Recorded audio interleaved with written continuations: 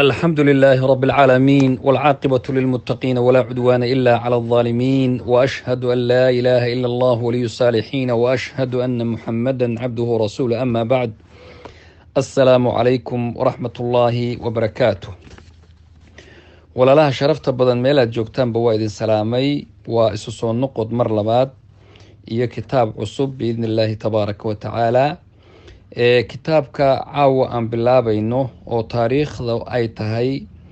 waa 3 bishii Shacbaan 1442 oo ku beegan 16 bisha Maaj ama Maarso 2021 insha Allah biidnillah kitaabka aan bilaabayno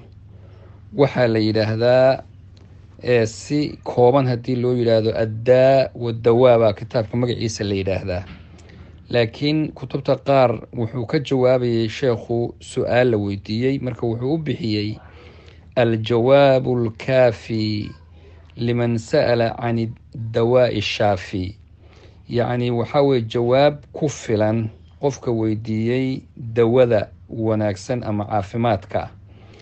marka kitaabka magaciisa si kooban hadaad geliso tirada adbaadid waxa la yiraahdaa addaa wadawa ibn al-qayyim al-jawziyya ba iskala rahimahullah oo kitaabka horana lahaa intaynaan marka u gelin kitaabka inaan wax ka sheegno ba waxaan rabaa iclaanaad iyo tawjiihaad inaan hormariyo maadaama kitaab cusub aan bilaabayno biidnillah tabaaraka wa taala kitaabkan addaa wadawa horta ahamiyad ahaan kama liito kitaabkii hore bal kutubta ugu muhiimsan ee sheekhu leeyahay ayuu ku jira uu kamid yahay kitaabkan qaabka aynu aqrinayno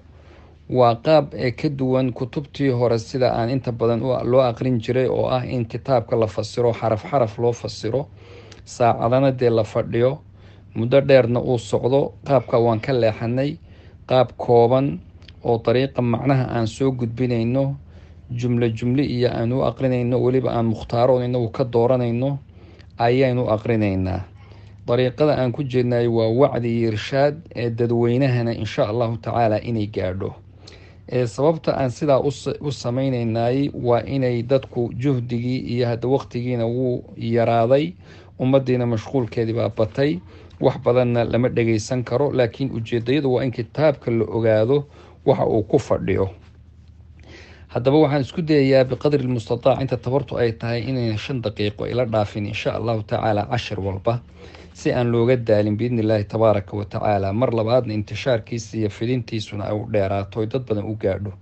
gaar ahaan dadka Afrika jooga uma soo dago hadii clip dheer ay helaan marka inuu gaabto insha Allah si faa'iidada ummadda ay u gaadho kitaabku waa kelimad wanaagsan oo tayiba marka dadweynaha inaad idinkuna nashrisaan oo ummadda u gudbisaan weeye faa'iidadu qof kasta soo gaadho loo soo diro macnaheedu adiga kaliya ma aha inta kula xiriirda gaarsi maxaa jira intifaaca adigu aad ku intifaacayso iyo kan qofka aad u diro ku intifaaci iyo kan sheekha aqrinaya ku intifaacayo kulligood waa isku wada mid adaalu ala alkhayr ka faa'il qof waliba ajr ayuu ka helayaa biidnillah tabaaraka wa taala hadday dhacdo inaad marka qaar kood weydo wixii kitaabkii habeena aad weydo soo sheeg insha Allah taala igu soo warceli wiilal ba khayr Allah siiye ka shaqeeyo igala shaqeeyna dadka loo diro marka si ay insha Allah taala dib lagu soo diro mar labaad na soo wargeli insha Allah taala kitaabkan addaa wadawa la magac baxay kitaabku sidoo u dhan yahay wuxuu ka jawaabayaa hal su'aal oo Sheekh Ibn al-Qayyim la weydiiyay su'aashaasna waxay ahayd waxa lagu yiri sheekh waxaad ka jawaabtaa nin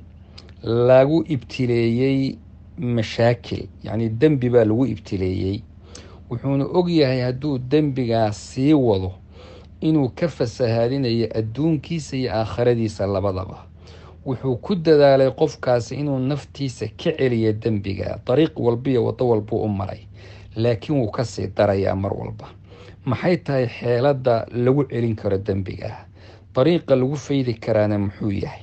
farahim Allah man aana mubtalan bul waninka su'aasha weydiinay ilaahay hu naxariisto qofkii qof ilaahay ibtileeyay u kaalmeeyo والله في عون العبد ما كان العبد في عون أخيه ilaahayna wuu u kaalmaynaya addoonka intuu isaguna dadka kale uu u kaalmaynayo. marka waa su-aal qof cilmi leh baa isaga naftiisa weydiiyey, walacalla ujeedadu inay ahayd inuu sheekhu ka jawaabo, ummadduna ay ka faa'iidaysato. sheekhu wuxuu ka bilaabay su-aasha jawaabteedii ayuu kitaabkan addaawa dawaa ka dejiyey oo 200 oo beyj ah. marka waa halkaas su-aal buu ka jawaabayaa, wax tiro badan buu kaga jawaabay. sheekh ibnulqayim wuxuu uga duwan yahay culimo badan, cilmigiisuna wuu badnaa, dhanka iimaaniga iyo ruuxigana mar walba uu ka hadlayay. wuxuuna u sameeyey gogol dhig si horta ninkii u qanciyaba uu u dego. maa anzala allahu daa'an ilaa anzala lahu shifaa buuri, ilaahay cudur ma soo dejinin ilaa caafimaad buu usoo dejiyey. walikulli daa'in dawaa, cudur kastana wuxuu leeyahay dawo ayuu leeyahay, ilaa hal cudur ma ogaya oo gabowga ah. marka inta kale hadduu yahay cudurkaasi mid qalbiga ku dhaca, hadduu yahay mid jirka ku dhaca, walidaalika ayuu rasuulku